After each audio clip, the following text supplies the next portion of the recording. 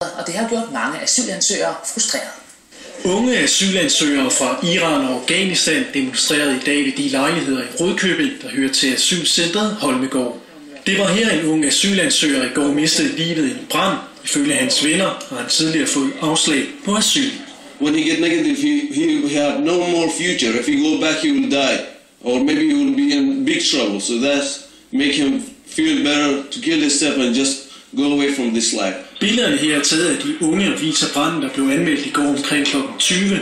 Her blev den unge afghaner fundet stærkt forbrændt. Politiet har endnu ikke lagt sig fast på en årsag til branden. De vil ikke udelukke, at manden muligvis antændte sig selv.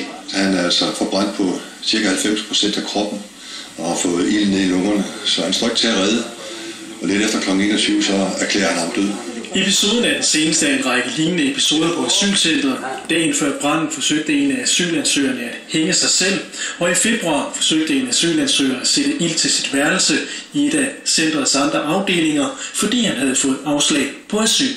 Lederen af asylcentret på Langeland vil ikke udtale sig om den person, der døde i aftes, da politiet endnu ikke har afsluttet deres undersøgelser, men han mener, at episoderne kan være et udtryk for, at flere af asylansøgerne har det svært, mens deres sag behandles. De er jo traumatiseret, mange af vores beboere. Vi prøver på at tale med dem, vi prøver på at trøste dem, vi prøver at give dem det bedst mulige ophold, mens de er i deres ventetid. Og det er jo en svær tid. He had lots of problems. He said that I have problems, and he was always talking about that. De unge asylansøgere gik i dag på gaden for at mindes den afdøde, men også for at gøre opmærksom på deres frustration over at få afslag på asyl. You open the doors. You want to give us a safe place, then give it. Don't bring us here and then say no. You cannot stay. We'll give you anything. You go back home. Den unge mand skal obduceres på mandag. Når ældre mennesker skal